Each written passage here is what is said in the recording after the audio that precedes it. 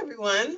My name's Mary Zupke. I'm one of the dietitians with Northwestern Medicine at the Donor Cancer Center. Great to see all of you. Thanks for joining in. This is Eating Well 1, which is a series that talks about nutrition during treatment. And we have several, this is a 4-week program. And the first one, we kind of talk about what to eat before and during chemo treatment and symptom management. And then next week, we're going to talk about how to make the most of each bite and sidelining side effects.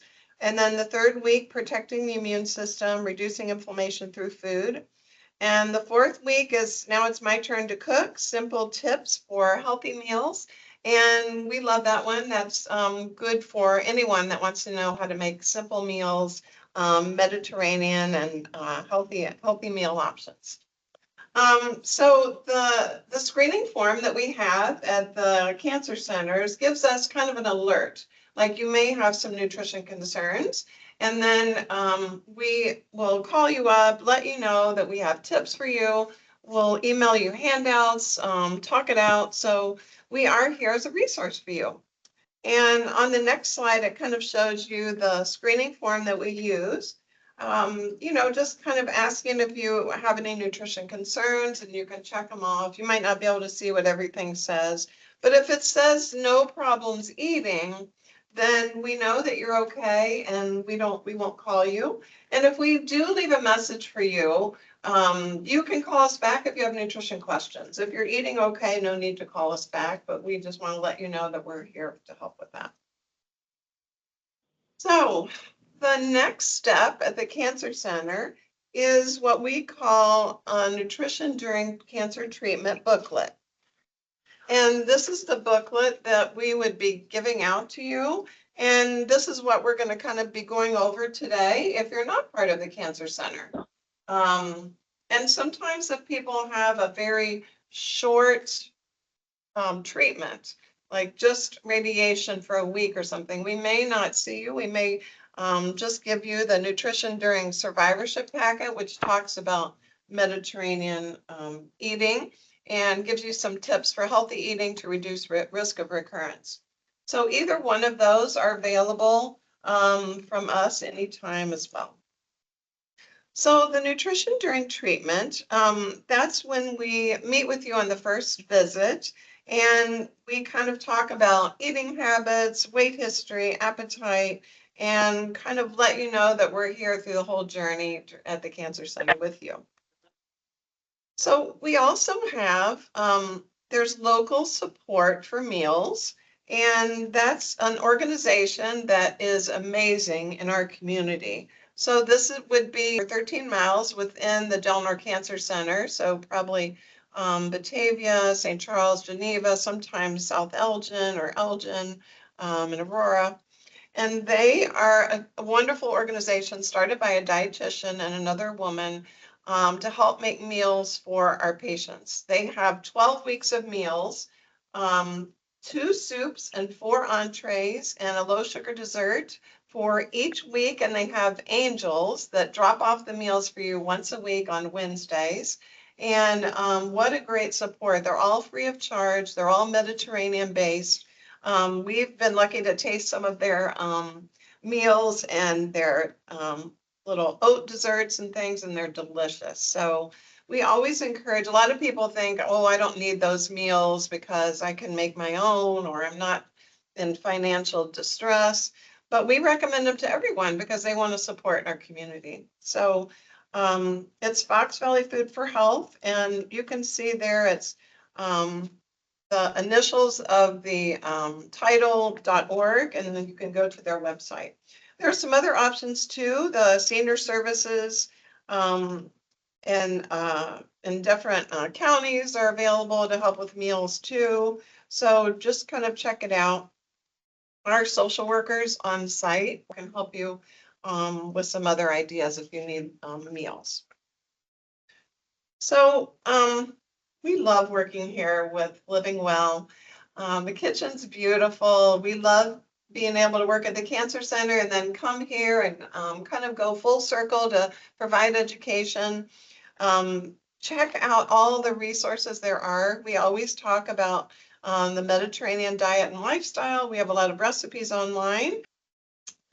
All right, so when we talk about nutrition, sometimes our patients that are in chemotherapy are immune suppressed. And in that way, we want to be very careful. Sometimes medications can suppress the immune system.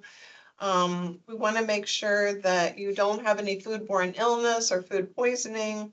We really recommend frequent hand washing with warm soapy water for 20 seconds. A lot of times I'll say, sing happy birthday or something when you're soaping up your hands, get into your fingernails and everything. That is a huge support. A lot of people think, well, hand washing doesn't make that big of a difference, but it really does. So don't forget about your hand washing. We're going to talk about the foods that you need to be careful about and just ways to reduce that overall risk of food contamination. So one big tip to remember about food safety is cooked. You want to make sure your foods are cooked well. You don't want to have raw foods. You want to be careful of sushi or of smoked salmon or lox. That's all raw. Cooked fish is okay, but if it's just lightly cooked and partially raw, you don't want to eat that. We don't want you to have some kind of foodborne illness from that. We also recommend avoiding raw nuts. Roasted nuts are okay, but you can also roast your nuts. You may have seen us in some of our recipes where we put nuts in a skillet. You really don't even need oil. You can just brown them up for 2 or 3 minutes, or you can do them in the oven at 350 for 4 or 5 minutes.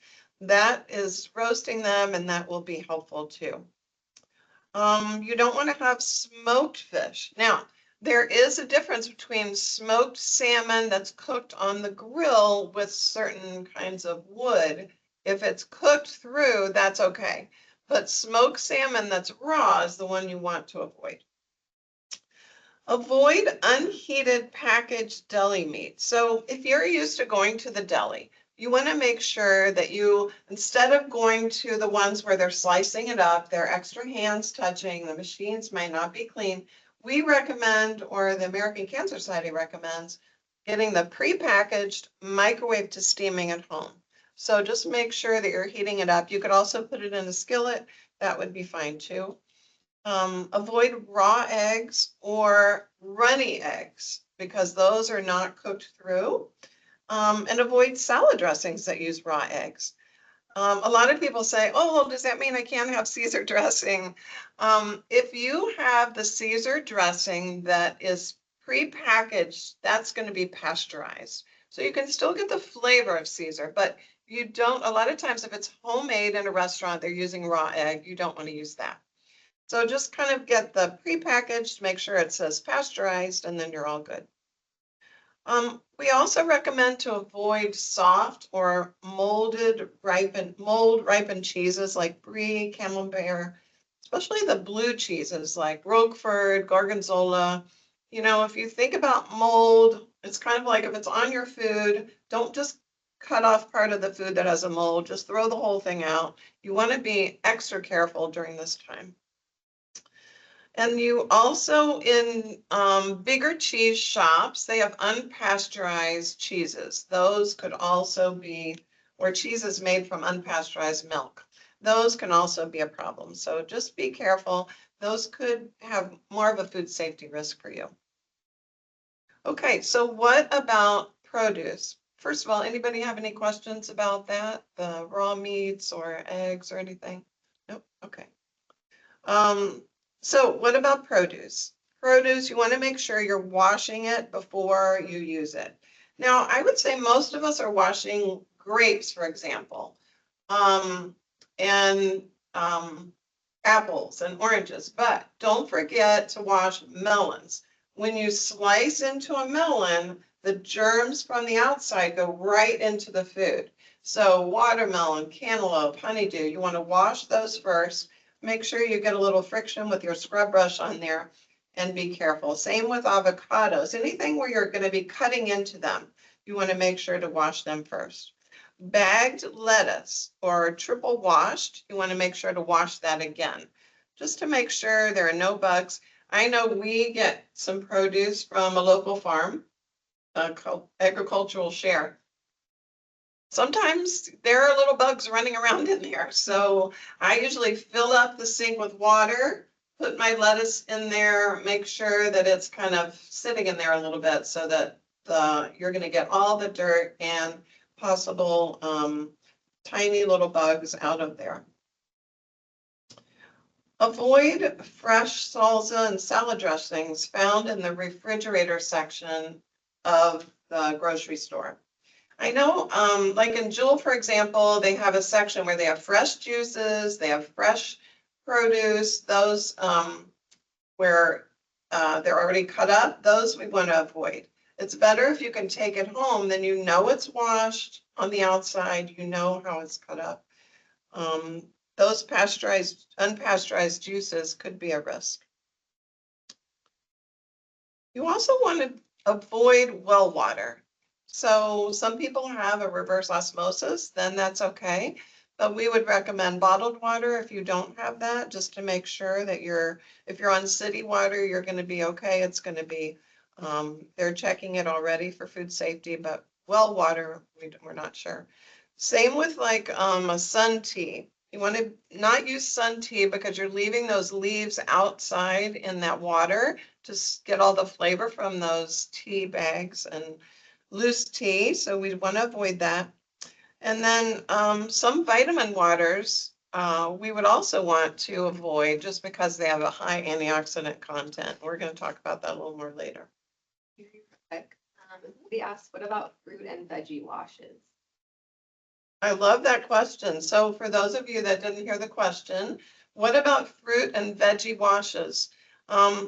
It's not recommended to use any kind of wash or even vinegar. It's really just recommended to use plain water, but we do like to recommend having like a veggie brush so you can get a little friction on there. Sometimes berries are harder to wash, so we might say to be very careful with those. Don't get any that look moldy, or make sure that they're nice and fresh. So really, you don't need to add any kind of wash to it. Just get some good water and some friction on there. But that's a great question. The next thing we want to be careful about, I notice now that it's popular to have honeycomb in a lot of appetizer charcuterie trays, and that could be, that's not able to be pasteurized. Same with raw honey. A lot of people are saying raw honey is healthier, but in this situation, it can be a food safety risk. So make sure you read the label. Usually those, we have a picture of one of those little bears here. Those are usually processed and pasteurized, so those are okay. Agave syrup is also not recommended. Usually that comes straight from Mexico and it's not pasteurized, so you would want to avoid that. Same with like cream-filled pastry products. They may have raw egg. All right, so what about meats? We want to make sure to store raw meats on the bottom shelf of your refrigerator. So maybe or sometimes you can do it in a separate tray, like a grocery tray, but don't pile vegetables on top of it. It should be by itself, not touching any vegetables and on the lowest level. I like to thaw out my meats if I have a frozen meat in like a 13x9 pan so that all of the juices can be contained in there and they don't start dripping around the refrigerator. That's a huge mess to clean up, and you have to make sure to scour it with all of your cleaning supplies to make sure if it does leak. So, and you definitely don't want to thaw out your raw meats on the countertop. You want to do it in the refrigerator because parts of the meat may thaw quicker than others, and then it's exposed to that temperature for a longer period of time. Could be a food safety risk. You want to make sure to throw away eggs that are cracked, and make sure too that you are checking expiration dates. So there are a lot of dates sometimes on products. There's sell-by dates. We're going to go into this in a later class, but you want to check the expiration date. That's the date you don't want to eat it after that. Make sure to throw away moldy or slimy produce. And I love this phrase, if in doubt, throw it out. Sometimes people will say, oh, I'll just taste it and see if it still tastes okay. If you have any qualms about it, or if there's a little mold on part of the bread, just throw the whole thing out. If you're immune compromised, it could be a small amount that can lead to food safety risk. Make sure too, when you're cooking, you're checking the thermometer to make sure it reaches the primary temperature that it needs to. All right, so what about eating out? You want to try to eat at a restaurant a little bit early to avoid crowds if possible. And I would say we're not doing this as much now after the pandemic, but you want to avoid big salad bars and smorgasbords and all you can eat buffets and things like that. There are a lot of hands touching. Sometimes kids will run over and touch things and then put it back, or so those are really a big food safety risk, and you want to not partake in those while you're in treatment. Having raw fruits and vegetables when eating out is also could be an increased risk. So it'd be better to have a hot food, so have a hot soup or a hot sandwich or something like that, and save the salads for when you're at home. So for leftovers, we would say use within 3 days. So usually we would say 4 days is okay, but during treatment, we want to be extra careful, and we would say 3 days only. Sometimes it's a good idea to take a Post-it note or a marker and just mark on there, okay, this is the date that I got it, so you know it's 3 days past that, throw it out. Leftovers for the restaurant. Take the restaurant container yourself and put the food in. So they're not taking it back, having extra hands, somebody who's touched the cash register and then touching your food. So take the container that they have, put your food in it, and then take it home. And then make sure that you refrigerate it right away and eat it the next day. You don't want to have that in the fridge a long time. Avoid purchasing pre-cut vegetables in the grocery store. We prefer the whole foods because then you know that they are clean and ready to go. Supplements. There are a lot of supplements that can interfere with the treatment. So we recommend avoiding a multivitamin, vitamins A, C, E, zinc, and selenium. So those are all the high antioxidants. And those, we're trying to break down those cells that we don't want. And those can prevent all cell breakdown. So they kind of compete with the treatment. So that's why we don't recommend those. So if you're in treatment, we would say avoid those vitamin C packets. Don't have extra vitamin C tablets, and don't take a multivitamin.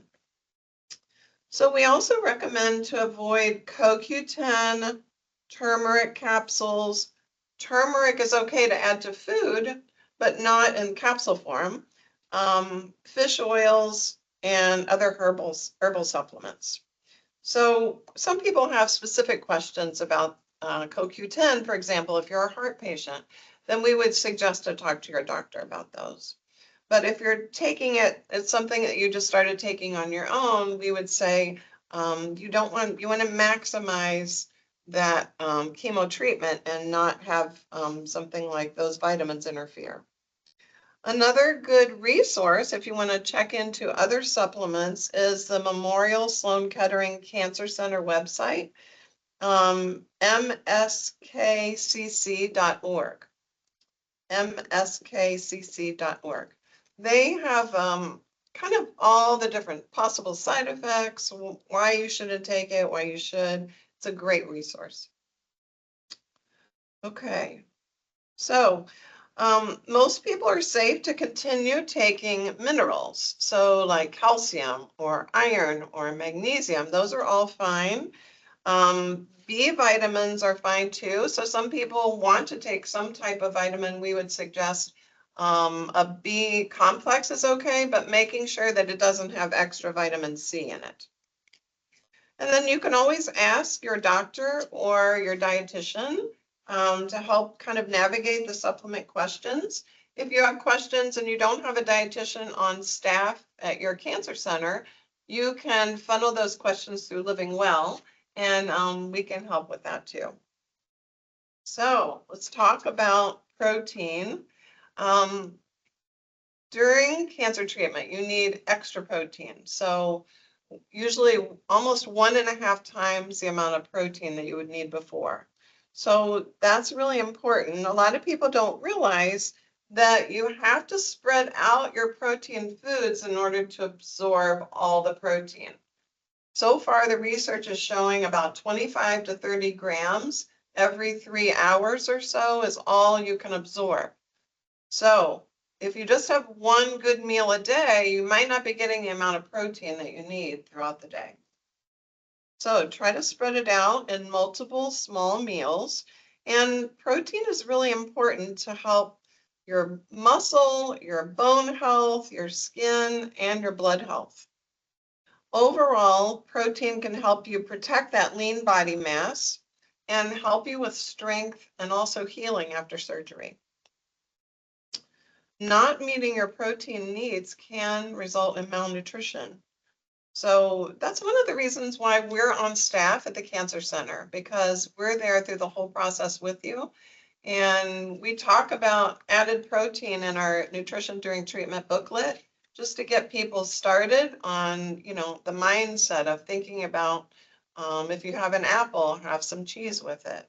And if you have a banana, have some peanut butter. So both plant and animal sources of protein are acceptable and recommended. So protein would be found in eggs, all dairy products, milk, cheese, yogurt, cottage cheese, fish, poultry, pork, and beef. Plant sources could be nuts. We talk about peanut butter a lot. It's easy to add into smoothies. You can put it on your toast. Seeds, lentils, legumes, and whole soy foods like edamame, tofu, tempeh, and even miso. So how can we add protein in our diet? So we talked a little bit about nut butters, but you can also add yogurt. You can add protein powder. We have some protein supplements up here. And you can add some legumes. I like to add like lentils to my chili, for example, or add a can of beans. You can use a little bit less beef, add beans to your chili. You can even make eggs with, eggs rancheros, where you add black beans to your eggs. That's all good in for breakfast too. Hard cooked eggs or cheese or nuts, you can add those all to salads and soups. You can add fruit, like I said, with nut butters or yogurt or cottage cheese. I love cottage cheese with just some peaches or pears. Here it suggests cottage cheese with avocado and serve that on toast, like an avocado toast. Cottage cheese is big now online. Everybody's talking about cottage cheese. Ground turkey or tofu crumbles, you can add those to marinara sauce, lasagna, casseroles. So we have a lot of recipes, like I mentioned, on the Living Well website, where you can check out some other ways to use some of those plant proteins too. Okay, so what are some of the roles protein plays in our bodies? We know that protein helps maintain muscle mass, as I mentioned. Um, Cancer treatment is a time when the body needs a lot of energy from food sources to keep going. So you want to make sure that you don't have muscle breakdown. Muscle breakdown leads to weakness, and then you're unable to get up and move around. And that can also lead to, not healing as well. Protein is needed for the immune system to function. So that's a huge one. Some people are in immunotherapy. We want to make sure that immunotherapy is working, so you need protein for that. And you can't fight off infections if you don't have enough protein.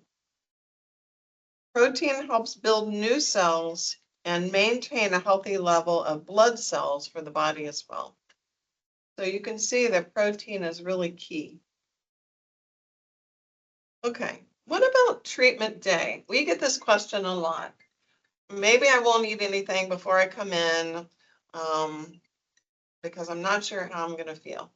Usually we would say have breakfast before you come in because um, if there are some possible symptoms, it's probably not going to happen right away.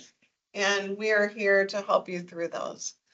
But it's better if you have a little something in your stomach, maybe not a 5-course meal, but maybe some cereal and milk, maybe a small omelet, a scoop of chicken or egg salad if your treatment is later, a hard-boiled egg sandwich with lettuce and tomato. A smoothie would be okay too, or whole grain toast with peanut butter and bananas. So try to have a little something. You are welcome to bring in a cooler. We've seen some people bring in roller coolers, but we do have snacks there as well. We have some little trail mix. We have some fruit. We have some beverages, water. We have some ginger ale to help settle stomachs and things like that. So we do have some there, but you're welcome to bring in a treat if you want, or your lunch. So how can we include protein with each meal and snack? I like this picture of the peanut butter toast with the banana because that's a quick, easy way to get kind of a balanced breakfast or even a lunch. So you want to kind of pair a fruit or vegetable and grain with the protein because that gives you kind of some energy, gives you protein, and then it gives you that good nutrition from a fruit or vegetable. So some options are here, like the bread, the omelet with cheese, tomatoes, and spinach. I like oats with like some granola or berries, avocado toast we mentioned, tuna salad, egg salad. Those are really great to have in your fridge too, because you can take a few crackerfuls if you're not super hungry. It'll give you good calories, good protein. You can use your raw vegetables for dipping, and then like a minestrone soup with some good beans. What about some snack ideas? So snack ideas would be yogurt with fresh berries, cottage cheese and fruit, yogurt smoothie, even something simple like cheese and crackers or hummus and veggies. String cheese, that's an easy one that you can carry around with you. Peanut butter and jelly, that's a great idea. You don't have to worry about it being shelf stable. You can bring that with you into infusion if you want. What are some hot topics? Boy, we get this question a lot. Should I avoid sugar? Does sugar feed cancer? So, if someone has soda that they're drinking all day long or a lot of desserts all day, we would say definitely limit those. But sometimes during treatment, a small milkshake or a smoothie sounds good to you and you're not eating much. So then we would say, yes, that's a good idea. So you want to just kind of have them in moderation. Sometimes having like a chocolate covered almond or a small Dove chocolate will kind of satisfy that craving without having a huge dessert. So, kind of think about it in terms of limiting foods with sugar, but having them in moderation because we do need carbohydrates in our diet to keep going. We need those for energy. Our body uses those for fuel to keep going. And it's okay to have the carbohydrates that are in fruits and vegetables, for example, and having occasional treats is okay. So just kind of moderation is important. And you can work with your dietitian about getting some more tips about how to manage that. Okay, so what about goals going through treatment? The recommendations are kind of like what we've been talking about. One, we talk about first getting adequate protein, making sure you have protein 3 or 4 times a day. Sometimes people, if they're only having a few cheese and crackers, you may want to have 4 to 6 meals a day and just kind of spread those out throughout the day. maintain adequate hydration. So I think we're going to talk about this a little more, but we usually recommend 8 ounce cups of fluids a day. And you really want to try to have, if possible, calorie dense meals throughout the day with some good hydration on the side. That really helps prevent constipation and flush things through. We don't recommend the supplements that we talked about. Rest is important when needed, and then light exercise if you're able to. So it really depends on the person. In our Nutrition During Survivorship booklet, we have some options for exercises when you're seated, but also walking is helpful too. So if your doctor says it's okay, that's a good idea. Just check with them about what the recommendations are. Okay, the benefits of good nutrition throughout cancer treatment there are many. And that's, like I said, one reason why we are at the Cancer Center. We're lucky that at our last national meeting, there are about 50% of the cancer centers had dietitians on staff. So we feel lucky to be part of Northwestern, where we can help people prevent some of these things from happening and answer questions anytime during treatment. Good nutrition can help maintain your energy and strength, helps maintain nutrient stores, helps maintain weight, helps you tolerate treatment-related side effects, maintain your immune function, and also faster recovery. So how do I prepare for chemotherapy? Sometimes we'll recommend having simple snacks around. You may want to prepare meals ahead of time and then freeze them in smaller portions. The last class of Eating Well gives you some really good tips for cooking for one and then freezing some other meals to have for later. Stock up on simple prepared meals or snacks. So maybe you want to have a couple of frozen meals in the freezer, have some yogurts or cottage cheese in the fridge in case you're not feeling like eating a lot. You'll still get some good protein that way. And then, sometimes family or friends are around that can help you prepare meals, or you could talk to Fox Valley Food for Health and get meals that way. That's really helpful too. But just kind of think ahead a little bit. Sometimes your favorite foods outside of treatment might not be your favorite foods during treatment. So you want to kind of have some simple things around to see what works for you.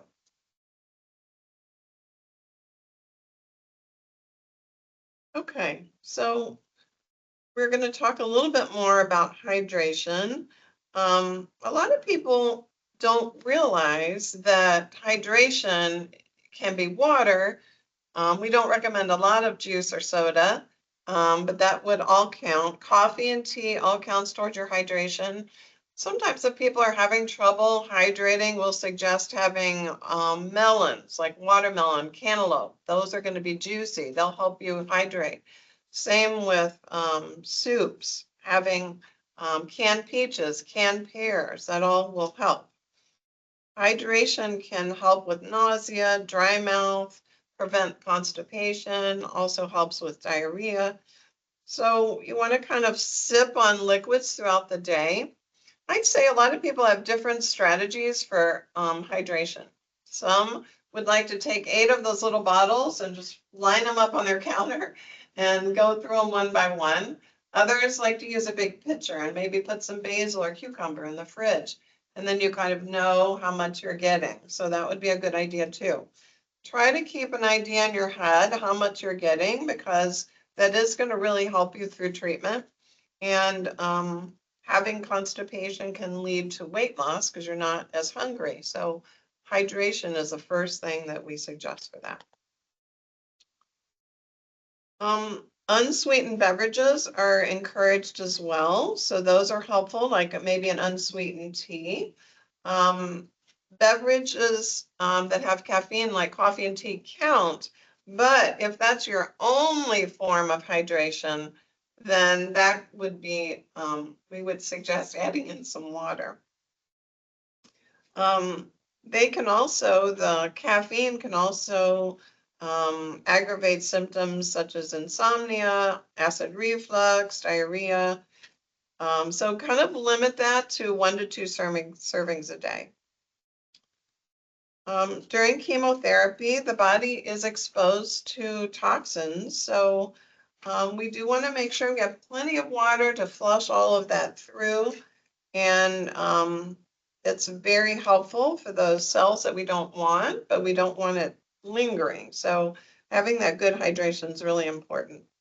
And then don't forget about vegetables also that have good hydration. So tomatoes, cucumbers. I love that picture of the watermelon there. That's a great reminder. Easy to tolerate.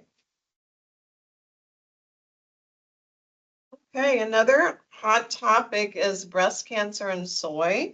We get a lot of questions about this, and actually we redid our handouts this year to make sure that we were up on the current research. So what the American Cancer Society recommends is that you have high quality, complete protein from soy, which is fine. It is a healthy replacement for less healthy foods and red and processed meats. Soy foods are cholesterol free, and they do contain mono and polyunsaturates, as well as B vitamins, iron, and zinc. So soy foods have kind of gotten a bad rap in the past, but they do have a lot of good nutrition for us. The American Institute for Cancer Research recommends moderate consumption. So 1 to 2 servings a day of soy foods is okay. Up to 3 servings is safe, and that has about 75 to 100 milligrams of the isoflavones based on some Asian population studies that we know of. 1 standard serving of soy has 7 grams of protein and 25 grams of isoflavones. You don't need to remember the exact amount of the isoflavones, but it's a good term to know that that's a good, the healthy part of the soy that's going to be helping us. So for plant-based Mediterranean diets, soy is one of the few plant foods with all of the amino acids. So that's a nice that soy is a good complete protein, as I mentioned in the first slide about soy. So if you're looking at milk alternatives, for example, soy milk would be one of the best alternatives because it has 7 grams of protein per cup. Cow's milk has 8, but almond milk has about 1 to 2. Oat milk usually has 0 to 1.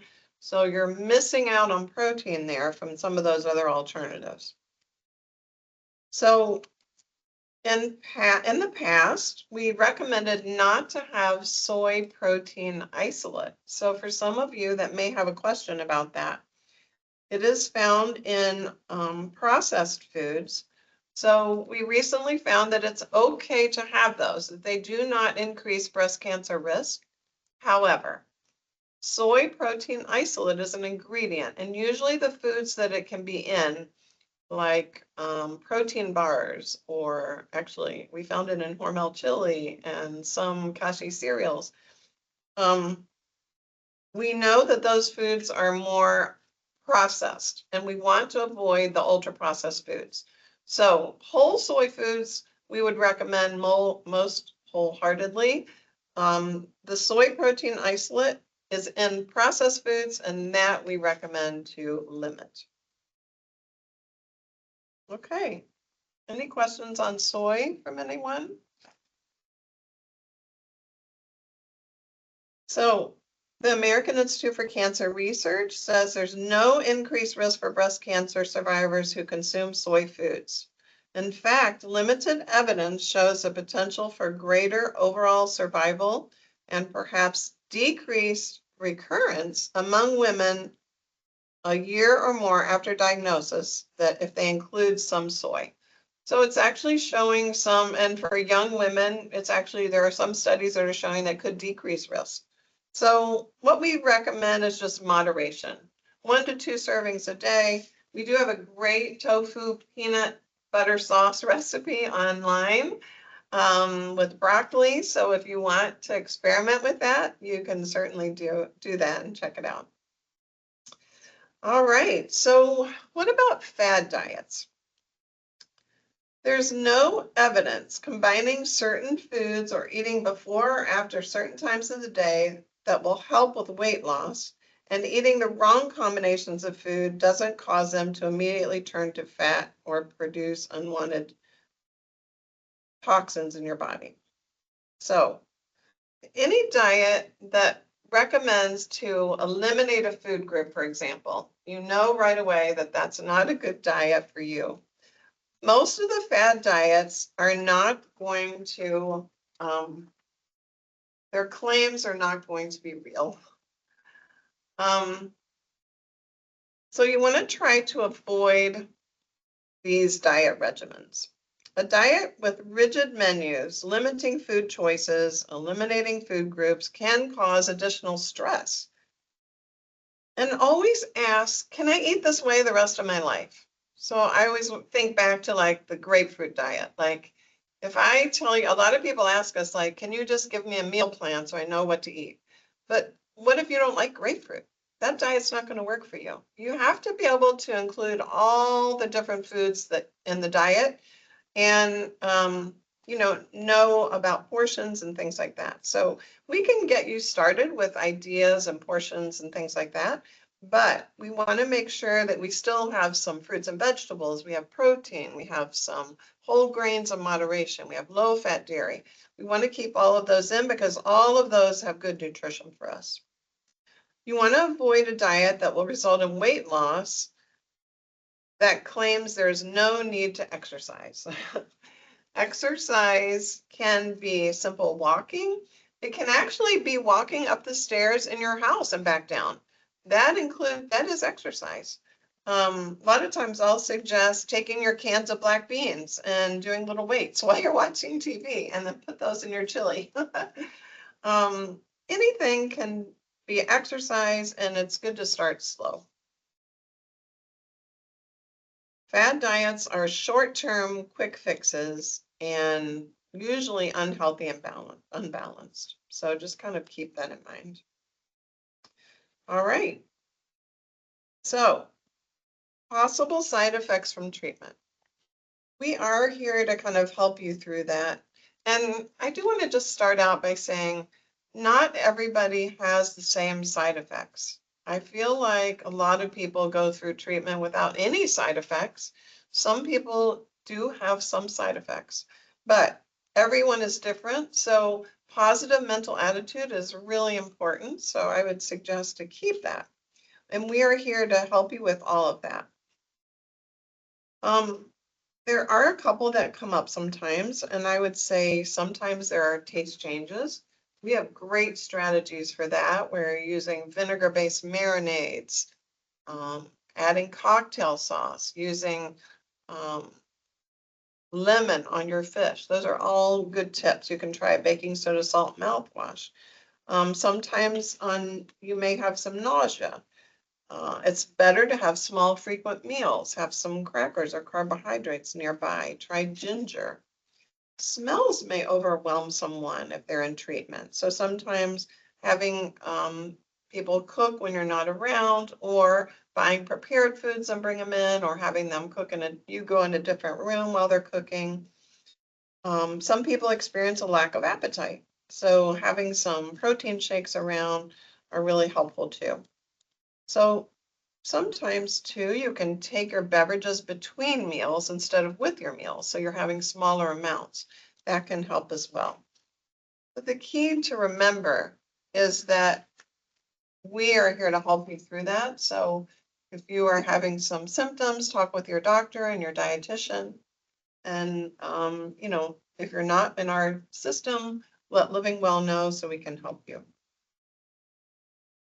So, I wanted to point out before we talk about our next class, just some protein shake and protein supplement options here.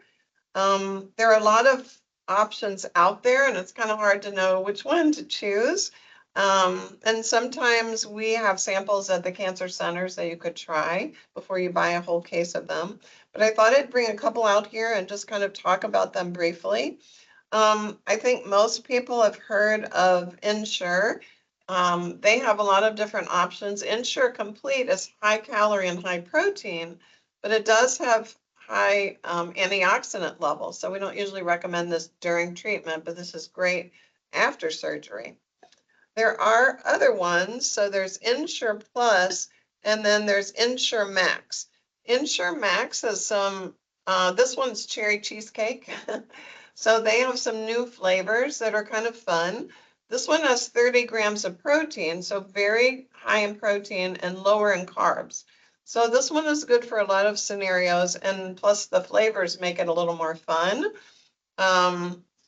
Orgain is an organic one, and they just came out with a 30-gram protein shake as well.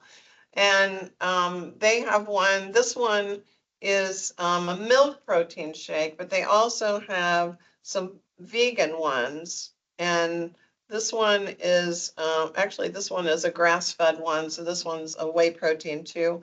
But you can find the vegan one. So if you are not tolerating dairy products, whey protein or casein protein, then the Orgain is a good idea. So this one is a new one that's just out recently.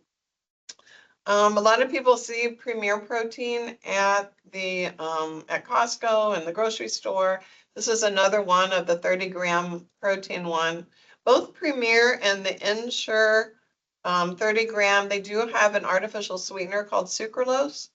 That sometimes can cause a little bloating or gas. Most people tolerate it well, but it does kind of, it does have that, so just kind of keep that in mind. And then there's a Boost, very high calorie. So this one has 530 calories in 8 fluid ounces. So for people that are not able to eat much at all, this is a great supplement. It's very concentrated calories. So that's a great option for that.